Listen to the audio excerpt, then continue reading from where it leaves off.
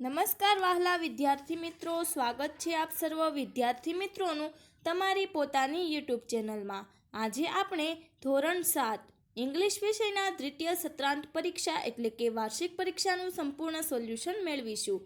આપની આ ચેનલમાં ધોરણ 7 ઇંગ્લિશ વિષયના દ્વિતીય સત્રાંત પરીક્ષાના દરેક પેપરના સોલ્યુશન મૂકી દીધેલ છે, તેની લિંક ડિસ્ક્રિપ્શન બોક્સમાં આપી દીધી છે। તો તેમાં સૌપ્રથમ જોઈએ પ્રશ્ન number 1 read the paragraphs and answer the questions.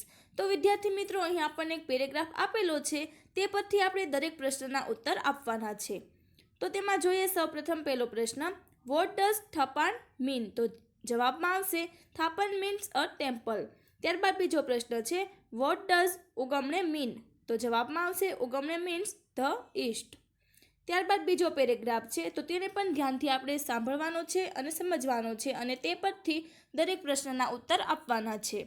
તો તેમાં જોઈએ ત્રીજો પ્રશ્ન, which two junctions are on the north south corridor? તો જવાબમાં આવશે Infocity and Gift City are the two junctions on the north south corridor.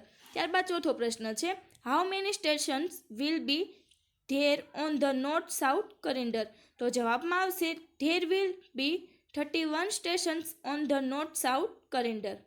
ત્યારબાદ ત્રીજો પેરેગ્રાફ છે, તો તેને પણ આપણે ધ્યાનથી વાંચશું અને તે પરથી દરેક પ્રશ્નના ઉત્તર આપશું। તો તેમાં પાંચમો પ્રશ્ન છે, what does Shiv do after dinner? તો જવાબમાં આવશે after dinner Shiv check his email. ત્યારબાદ છઠ્ઠો પ્રશ્ન છે, what is a Shankar like? તો જવાબમાં આવશે Shankar is like a living encyclopedia. ત્યારબાદ ચોથો પેરેગ્રાફ છે, તો તેને પણ ધ્યાનથી વાંચવાનો છે અને તે પરથી દરેક પ્રશ્નના ઉત્તર આપવાના છે। તો તેમાં જોઈએ સાતમો પ્રશ્ન છે, વોટ ડુ ધ વુમન વેર? તો જવાબમાં આવશે વુમન વેર ચણિયા ચોલી। ત્યારબાદ આઠમો પ્રશ્ન છે, what do the men wear? તો જવાબમાં આવશે મેન વેર કુર્તા પંજાબા and tie and odhani round the waist. ત્યારબાદ પાંચમો પેરેગ્રાફ છે, તો તેને પણ ધ્યાનથી વાંચવાનું છે અને તે પરથી દરેક પ્રશ્નના ઉત્તર આપવાના છે।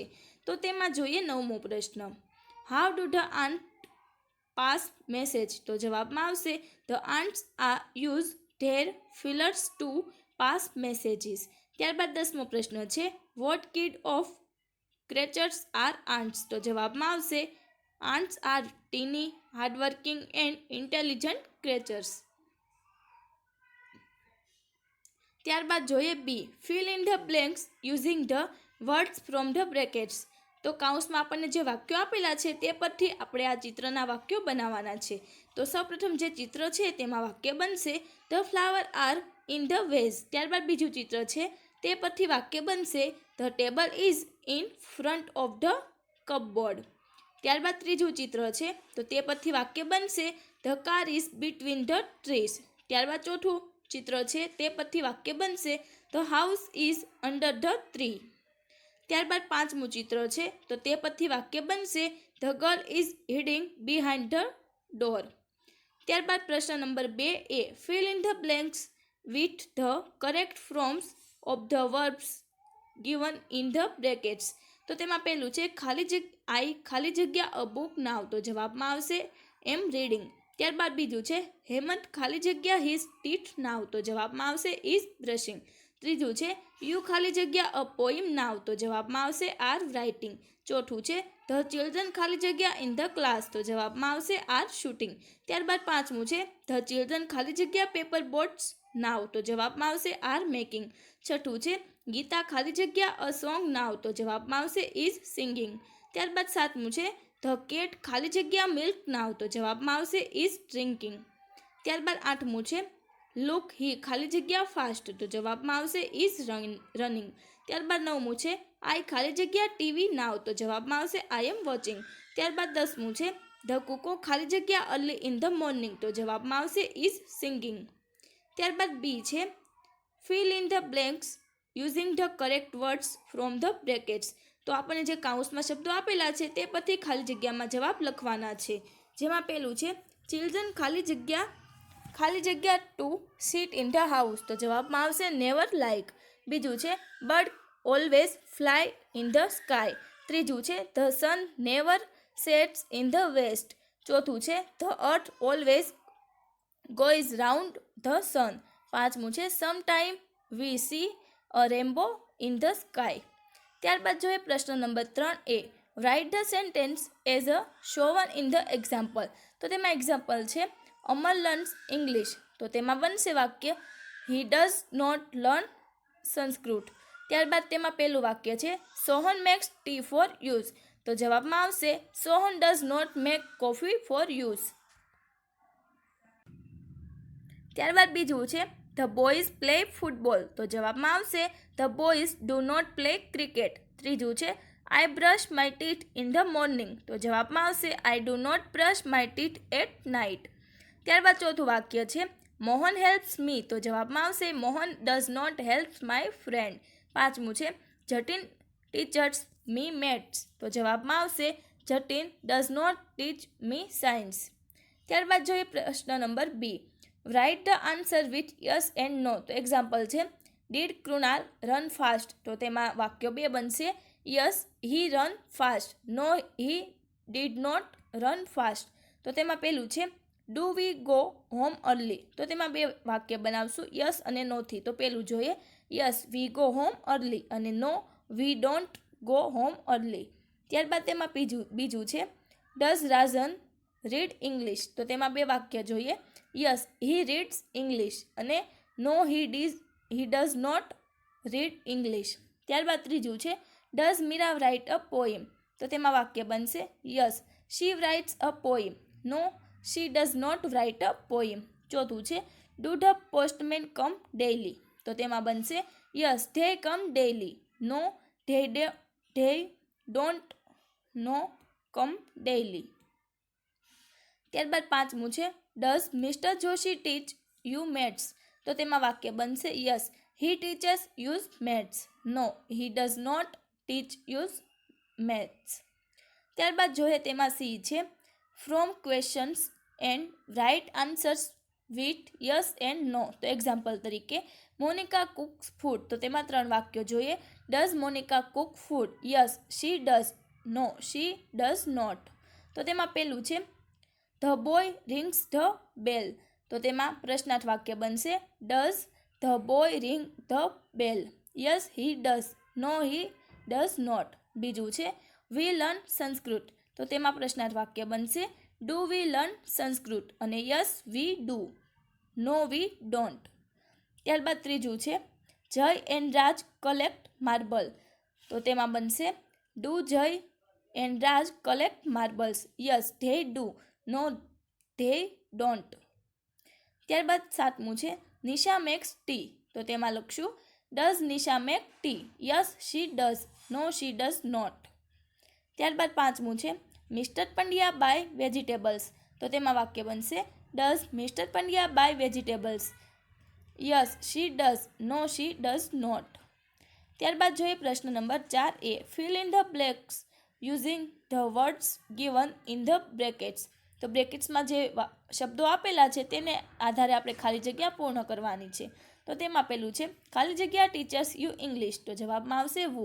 બીજું છે ખાલી જગ્યા do the children play in the evening. તો જવાબમાં આવશે વેર. ત્રીજું છે ખાલી જગ્યા does Ram read in the morning. તો જવાબમાં આવશે વોટ. ચોથું છે ખાલી જગ્યા ડુ ધે લાઈ. તો જવાબમાં આવશે વેર. પાંચમું છે ખાલી જગ્યા do Geeta and Meeta go to school. તો જવાબમાં આવશે વેન. ત્યારબાદ તેમાં બી છે read the sentence and from questions for the underlines words.